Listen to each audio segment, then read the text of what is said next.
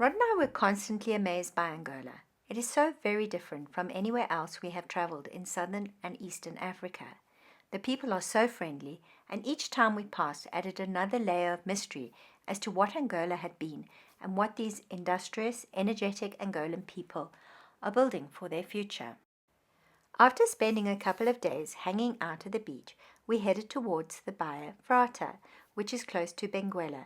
Andrea at Sorba had recommended the CV Lodge, so that's where we went. I will link to those videos below.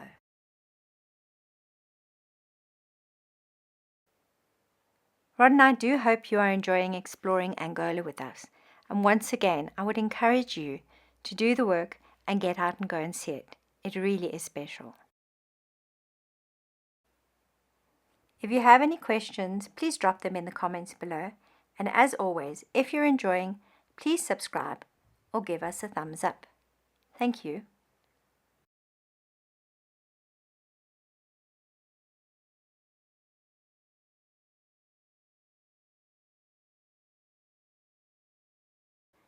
The entrance to the CV Lodge looked fancy, and I was a little worried that it would be too expensive, but it was around $90 a day, bed and breakfast for the two of us, so we booked 10.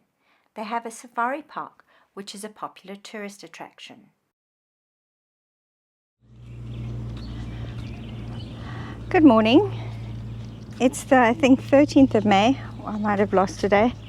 Yesterday was Mother's Day.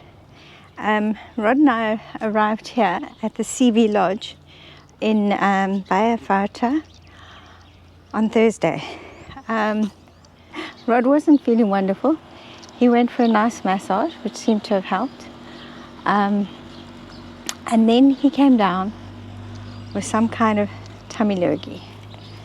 He was absolutely flattened. A day later, I came down with the same. So we've been hiding out here at the CV Lodge, which is the most wonderful, fabulous, amazing place. As I said, it's in Baia Frata. It was built by a local businessman, so he had somewhere to go on the weekends, and he's built the most amazing place. The facilities are fantastic. The gardens are beautiful. Obviously there's a lot of concrete. We are still, I think we're still in the Namib Desert. And if we're not still in the Namib Desert, we're very close to the sea. So to get anything like this to grow takes dedication, a team of gardeners, and a heck of a lot of water, obviously. They have peacocks running around, so you've got to be careful you don't step on the peacock dew. They have a lovely spa zone.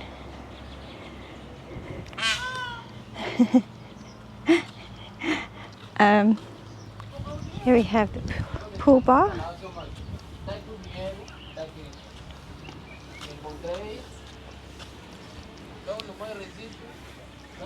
And here we have the pool.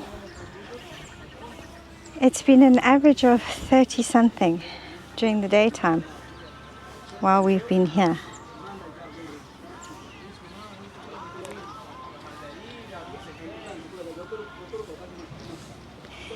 They do have staff who don't speak English, but they also have staff who do speak English.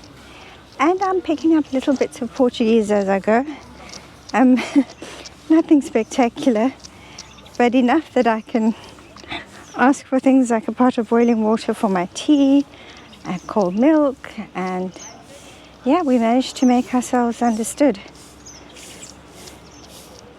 And then they also have, up in the hills behind us, I think it's a big 5 game ranch, but they certainly have lions because you can hear them calling at night. So I'm off to the breakfast restaurant. They have 2 restaurants. They have a restaurant for breakfast and a restaurant for supper, and the food's been absolutely great. Every single meal we've had. The rooms are really nice. This was our room. 212. Really, really, really nicely appointed. Very comfortable bed. A television. Rod managed to watch the Grand Prix, the Motor Grand Prix yesterday. We just spoke to the reception people and they put the sport channel on the correct one. Very nice shower. Lots of fluffy white towels. Oh, and a hairdryer. So there we have it. We've been really comfortable here and it's really helped our recovery. We really weren't feeling very well at all. Rod and I took a drive into Benguela before we moved on to restock. Benguela has a ShopRite, which was good news. We tried to drive along the promenade and go and see the beautiful church. Forgive me, I'm not able to pronounce its name. But there were roadworks all over town, so all we got was a passing glimpse. Benguela is a vibrant, bustling town.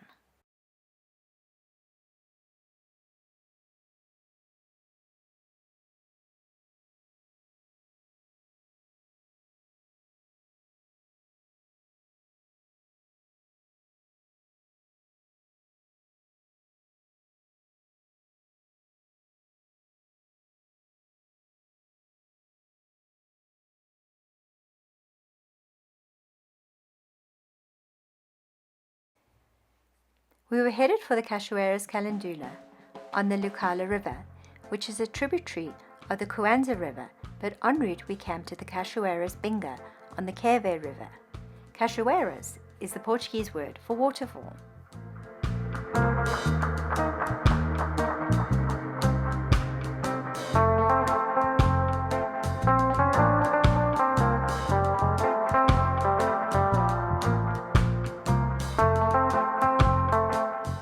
Police checkpoints are fairly common in Angola, but we never had any trouble at a single one of them. They may have asked for our papers a couple of times, but there was absolutely no aggro. Much easier than traveling in Zambia.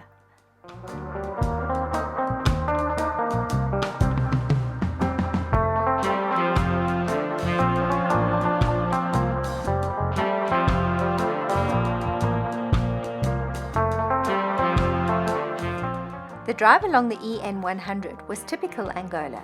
Good stretches of tar followed by patches of potholes, but there was plenty to see and we were not in a great hurry.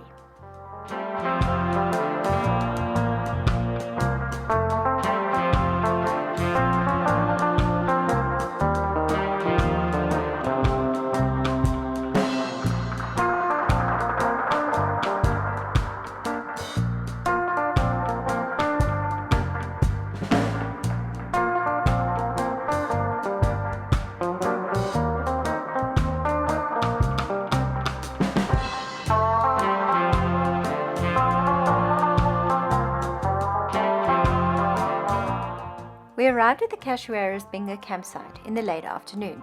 The track to the campsite was interesting. It does not look like it has been used in a long time. The campsite was testing rustic to the next level, and although they do have bathrooms, there was no water. But we are self-sufficient.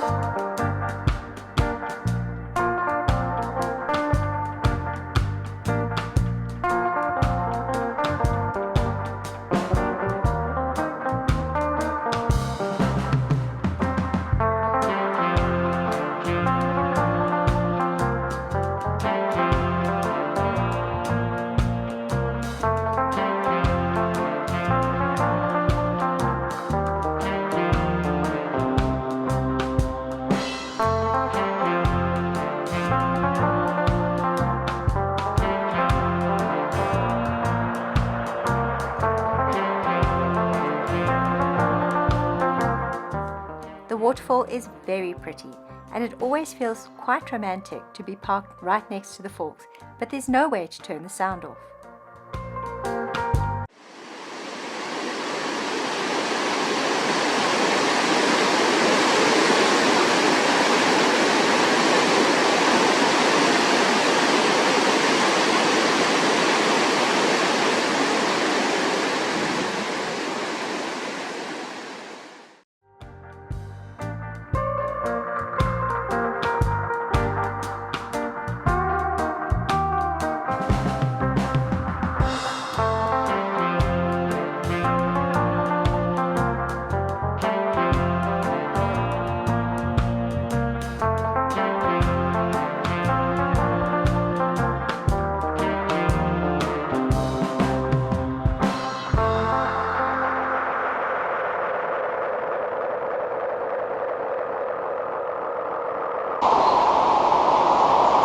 So they've got facilities for people to come and cook for themselves.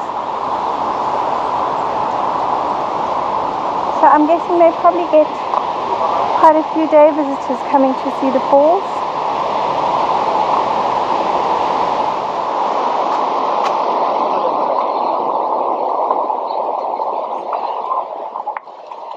It says restaurant here, and you can get hamburgers and pizza alto. So there is definitely food, and the bar is stopped. And the view from here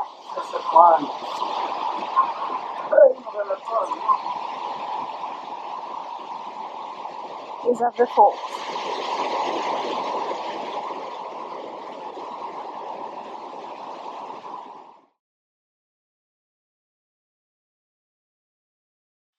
On our way to our next destination, a stopover at Gibela for the night, we drove alongside the old stone bridge, which was built over the waterfall in 1944. These old bridges always seem to have much more charm than modern ones.